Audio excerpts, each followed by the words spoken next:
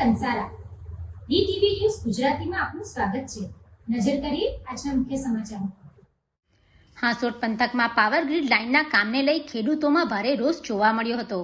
ઈલાવ ગામ સહિતના વિસ્તારમાં ચાલી રહેલી કામગીરી સામે 100 થી વધુ ખેડૂતો એકઠા થઈ વિરોધ નોંધાવ્યો અને કામ તાત્કાલિક બંધ કરાવ્યું। ખેડૂતોનું કહેવું છે કે પાવર ગ્રીડ લાઇન માટે લેવામાં આવતી જમીનનું યોગ્ય વળતર આપવામાં આવતું નથી। આ મુદ્દે અનેક વખત રજૂઆત છતાં યોગ્ય નિરાકરણ ન મળતા ખેડૂતો રસ્તા પર ઉતર્યા હતા। ખેડૂતોના વિરોધને કારણે કામગીરી અટકાવી દેવામાં આવી હતી।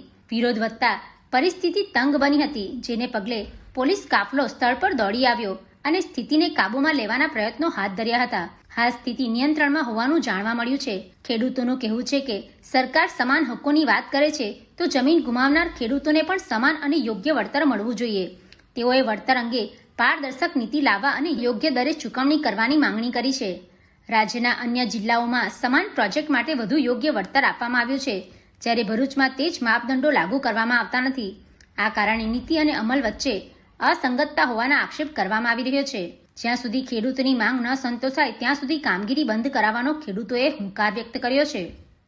7 એપ્રિલ 2026ના રોજ આજે અહીંયા ખેડૂત સમાજ, ખેડૂત લોકો બધા ઈલાવ ગામની અંદર જે હાઈ ટેન્શન લાઇનનું કામ ચાલી રહેલું છે ત્યાં ઈલાવ અને આજુબાજુના ગામના ખેડૂતો એકત્રિત થયા છે। આમ તો ખેડૂતને જગતનો તાત કહેવામાં આવે છે, પરંતુ હાલની પરિસ્થિતિ જોતાં ખેડૂત એ જગતનો તાત નથી રહ્યો, પણ જગતથી ત્રાસી ગયેલો ખેડૂત બની ગયેલો છે।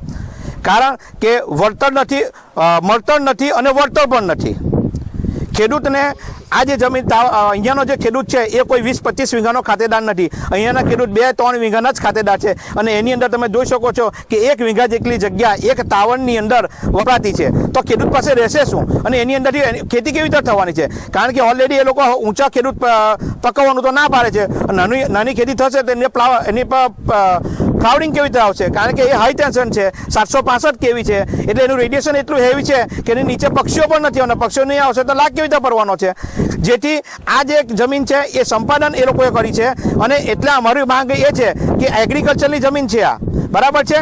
એ એગ્રીકલ્ચરની જમીનની અંદર આ લોકો આવક આધારિત એક ટાવર ઊભો કરે છે। તો અમારી માંગ છે કે ગુજરાતની અંદર આ લોકો સમાન સિવિલ કોડ જેવો એક કોડ દાખલ કરતા હોય છે તો પછી આખા ગુજરાતની અંદર સમાન વળતર મળવું જોઈએ। નવસારીની અંદર જો આ જ ટેન્શન આ લાઇનનો વાણિજ્ય જંતીથી વળતર ચૂકવવામાં આવતું હોય તો આ ભરૂચ જિલ્લાની અંદર કેમ નહીં? અરે ભરૂચ જિલ્લા શું, ઓલ ગુજરાતની અંદર વાણિજ્ય જંતી પ્રમાણે બધાને મળવું જોઈએ। કારણ કે એક સમાન કોડ તો તમે દાખલ કરતા હોય સરકારશ્રી, તો આ સરકારશ્રીનો અમારો અનુરોધ છે કે તમે યુજીસી જેવો સમાન સિવિલ કોડ દાખલ કરતા હોય તો વળતર માટે એક સમાન રાખો અને તમે જમીન સંપાદન કરો છો 35 વર્ષ માટે, તો પછી આ અમને એનો માસિક ભાડું અને સરકારની અંદર પ્રાવધાન પણ છે કે તમે એને માસિક ભાડું ચૂકવી શકો છો, તો તે પ્રમાણે માસિક ભાડું ચૂકવો। તો અમારે આ સરકાર ખેડૂત વતી સરકારને માન્ય કલેક્ટરશ્રીને પણ એ છે કે તમારી DLVC કરેલ અમને માન્ય નથી, તો આ DLVCમાં જગતનો તાત એ જગતનો તાત રહે, ત્રાસ નહીં બને એ માટે તમે ફરીથી આની પર ફેર વિચારા કરો અને ગુજરાતની અંદર જેમ સમાન સિવિલ કોડ છે તેમ ગુજરાતની અંદર સમાન વળતર ક્યાં પછી બધાને એક સરખું માસિક કે વાર્ષિક ભાડું ચૂકવવામાં આવે એવી અમારા ખેડૂતની બધાની માંગ છે। અમે અહીં ઉપસ્થિત આજે 7 એપ્રિલ 2026 અહીં હાંસોટ તાલુકાના અલગ અલગ ગામોમાંથી ઉપસ્થિત બધા જ તમામ અસરગ્રસ્ત ખેડૂતો છે અને પાવર ગ્રીડ કંપની દ્વારા જે અહીં લાઇન નંખાઈ રહેલી છે એના વિરોધ માટે ભેગા થયા છે। અમને એવું કહેવામાં આવ્યું છે અને સતત કલેક્ટર ઓફિસેથી સરકાર તરફથી બધાને એવું કહેવામાં આવે છે કે આ રાષ્ટ્રીય હિતનો પ્રોજેક્ટ છે, પબ્લિક ઇન્ટરેસ્ટનો પ્રોજેક્ટ છે, તો એને રોકી ના શકાય। અમે વિકાસના કે આ લાઇનના વિરોધી નથી, અમે એનો વિરોધ નથી કરી રહ્યા।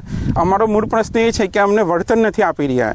વળતર આપે છે તો એવું આપે છે કે જાણે પાણીના ભાવે જમીન લેવી છે એ લોકોને, અને રાષ્ટ્રીય હિત જો ખેડૂતને લાગુ પડતો હોય તો અન્ય કંપની જે લોકોને સપ્લાય કરે છે, જેમ ખેડૂત એ લોકોને જમીન આપે છે તેમ અન્ય કંપની એ લોકોને બધું મટીરિયલ આપે છે, તો એ મટીરિયલ એ લોકો માર્કેટ ભાવથી આપે છે અને ખેડૂત પાસેથી જ જમીન એ લોકો સસ્તી જોઈએ છે।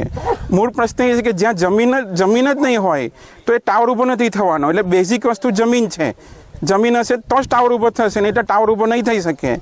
અને અત્યારે કોઈ પણ જગ્યાએ રૂરલ ગમે તેવા અંતરિયાળ વિસ્તારમાં પણ જાઓ તો ત્યાં લગભગ 25 થી 30 લાખે વીંગું વેચાય છે અને આનાથી માનો સ્ટેટ લેવલ પર આપણે સ્ટેટ હાઈવે પર જઈએ છીએ કે આપણે અંદર ગામડાના રોડ પર જઈએ છીએ ત્યાં બી 50 થી 60 લાખ રૂપિયા વીંગાના અત્યારે બજાર ભાવ ચાલી રહેલા છે અને કંપની દ્વારા અમને જ્યારે માપણી કરવામાં આવે છે તો લગભગ 2 લાખથી લઈને 3 લાખ સુધીનો વીંગાનો ભાવ અમને પડે છે. તો આટલા પાણીના ભાવ એ લોકોને જમીન જોઈએ છે, વળતર આપવું નથી. અને સરકારી જે પરિપત્રો છે એ પરિપત્રમાં જે લખેલું છે એ લખાણ પ્રમાણે પણ એ લોકો વળતર નથી આપી રહ્યા. અમારી માંગ એ છે, કલેક્ટર સાહેબને પણ અમે ડિમાન્ડ કરી કે જે પરિપત્રો છે પરિપત્રમાં જે લખ્યું છે સરકારે લખ્યું છે, અમે અમારા ઘરેથી કશું ટાઈપ નથી કર્યું, એ પરિપત્રમાં જે લખ્યું છે એ પણ અમને આપો. કદાચ અમે એનાથી બી સંતોષ માની શકીએ, પણ એ પરિપત્રો પ્રમાણે પણ એ ભાવ અમને ચૂકવવામાં આવતા નથી. Pintu Modi, DTV news, Ankleshwar.